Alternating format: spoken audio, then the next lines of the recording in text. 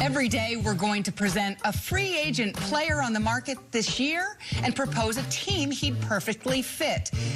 Peter, let's go ahead and get started with the three-time Defensive Player of the Year, J.J. Watt. And look at this tweet from J.J., who does have a sense of humor, a great sense of humor.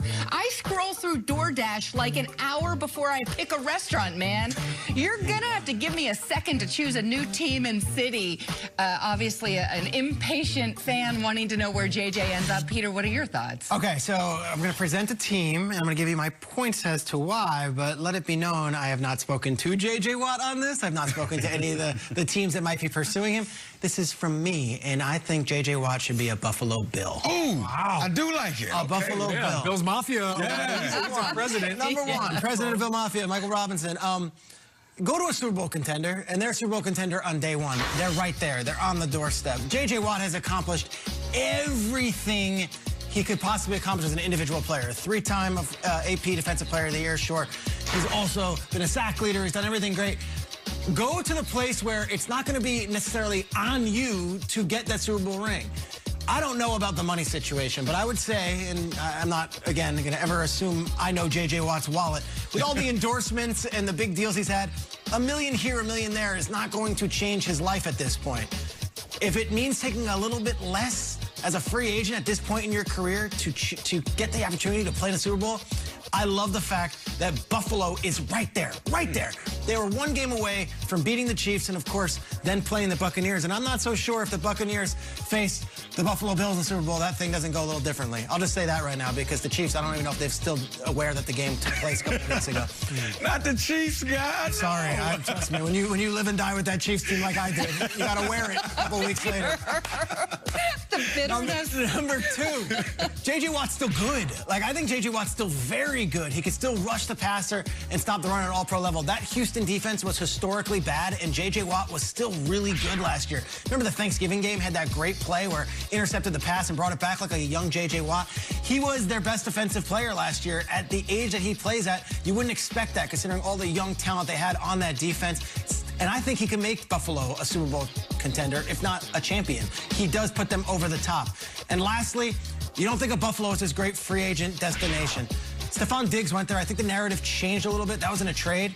I see J.J. Watt as a cabin in the woods, Buffalo Wings guy. Like, I look at this guy. He's from Wisconsin, has the cabin, has the players all come out there. He's not scared of cold weather. He embodies cold weather. He's tough in the trenches.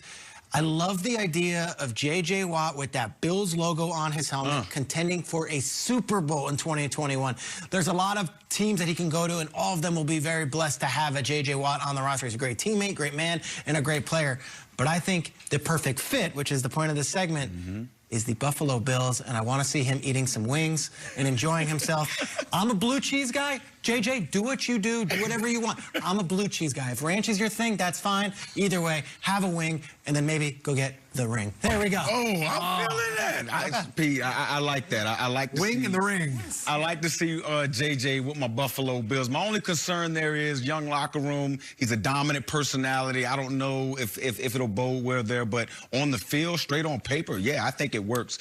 But for me, I'm going to look at the Tennessee Titans, right? They were, what, almost last, if not last in the league with only 19 sacks that they had last year. Hey, guys, we only played 16 games. They only had 19 sacks. So definitely J.J. Watt can step in there and help out. You look at their top pass rusher last year, Harold Landry only had 5.5 sacks. But I think the big thing about the Tennessee Titans is their head coach, Mike Vrabel. The fact that you have that personal relationship, the fact that I think he can talk to J.J. Watt a certain way to get him going. He was his defensive coordinator. He was his defensive coordinator in Houston. So I think he can get him going in ways that maybe other defensive coaches couldn't. Yeah, that'd be a great fit. I'm sure that DoorDash could deliver some wings in Buffalo or any cabin in Wisconsin. There you go. You know, look, I think for the Bills that would be a great fit. You know, just for the sake of TV, let's go another direction. Let's say J.J. Watt says, you know what? I got a couple more years left. I want to play with my brother. I'm going to go to the Pittsburgh Steelers. Okay. I'm going to find a way to make it work. Bud Dupree tore his ACL. He was franchise tagged. He's a free agent. He's coming off of injury. And if JJ comes and says, look, I want to go play for the Pittsburgh Steelers. I want to play on grass, which as an older player, you know that's a big factor. Imagine having J.J. Watt lining up next to T.J. Watt, who led the league in sacks this year, as an offensive lineman, that's a nightmare. And for the Steelers, I know they're trying to figure out how do we keep Ben and the salary cap issue, so numbers would have to be a part in this. But the one thing that J.J. Watt, I don't think people realize about him and his play, he is even better against the run than he is at rushing the passer. I know he's a great pass rush artist. He's got the sack, the forced fumble, the interceptions, all that. He is an absolute nightmare to block in the run game. You want to put him one-on-one with the tight end, as a wrap, as game over. You cannot block him one-on-one with the tight end. I've never seen a defensive tackle backdoor tackles and guards, and by backdoor, they're trying to cut you off, and you backdoor them, and you still are quick enough to run around behind them and make the tackle for loss. J.J. Watt does that all the time. How many times does he miss? It would be a great, fit in that 3-4 defense for the Pittsburgh Steelers with Keith Butler, the defensive coordinator, who I played with in Cleveland. He's got a great mind.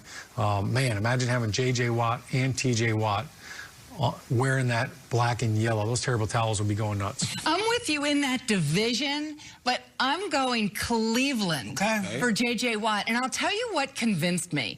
It was an article on Cleveland.com written by Ellis Williams, a really good young writer. He does a terrific job. And he proposed the idea, if you line up Myles Garrett and J.J. Watt next to him at defensive tackle, who's going to block them? And what are you forcing lines to have to do then to deal with those two monsters on the same side of the line?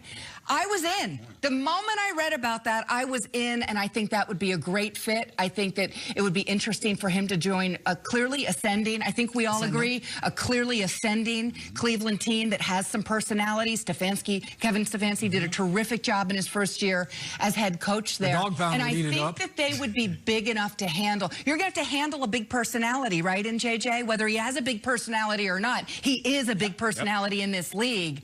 I truly believe, maybe it's a surprise I'm saying this, I truly believe Cleveland could do it. The roster, the locker room, and the coaching, absolutely. You know what, Kim? He wouldn't have to be the #1 rusher. No. Oh, you kidding me? You see what I'm saying? You know how much fun they could have? At this point in J.J. Watt's career, I think that's perfect. 4 AFC teams we all listed. Wow. All of them playoff contenders. I'm curious what the viewers at home think is the best chance to get the ring. Right, absolutely. Wings.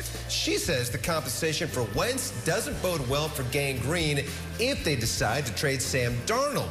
Now, Judy goes on to note the Eagles didn't get an outright first-round pick for a quarterback with an overall body of work better than Darnold's. Meanwhile, Washington wide receiver Terry McLaurin has been a diamond in the rough, especially considering he has caught passes from 6 different quarterbacks in his 2 NFL seasons. Now, on the Chris Collinsworth podcast featuring Richard Sherman, Sherman's saying McLaurin is one of the best up-and-coming wideouts in the league and would be even better with a solid #2 receiver behind him. And Hall of Fame defensive back Deion Sanders won his debut as a head coach at Jackson State University over the weekend. Sanders became the head coach in September, but due to the COVID-19 pandemic, Jackson State kicking off their season on Sunday. The Tigers took down Edward Waters College 53-0 and will play Mississippi Valley State next weekend. Mississippi Valley State is where Jerry Rice matriculated. Of course, Rice and Sanders had their legendary battles on the field. But Kim, as Deion once said, he is looking calm and he is rolling on the strong. That is the immortal words of Deion Sanders, and his song must be the money. Must be the money. Yeah, that's for sure. Yeah. And Deion Sanders, a winner. Will, thanks so much. Love to hear all of that from you, of course. Yep. Guys, when we talk about last week, the Steelers GM Kevin Colbert was asked about Ben Roethlisberger and his future with the team. And as you all already know, here is what he had to say. Ben Roethlisberger is on the team. Ben Roethlisberger did a lot of really good things last year, and we anticipate that he could still do some good things moving forward. So hopefully there's a way that we can try to figure out and do what's best for the organization and do what's best for Ben. And hopefully he'll be able to see that and feel the same way we do. But there's a lot of work that needs to be done.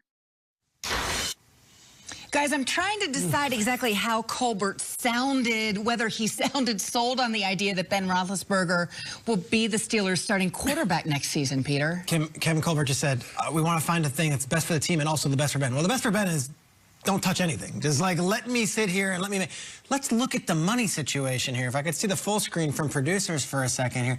This is what Ben Roethlisberger represents as far as money goes. I have a lovely face. Would love, there we go. This is what we're looking at here. He's got, I mean, I don't know. If the Steelers want to compete, does Ben maybe need to take a pay cut here? And if he does take a pay cut, how much? And is it insulting to ask a future Hall of Famer to take a pay cut when he had a good season last year? To me, this is one of those murky situations where I think everyone in Pittsburgh wants Ben back, and I think everybody would expect Ben to be back. But are you allowed to, sir?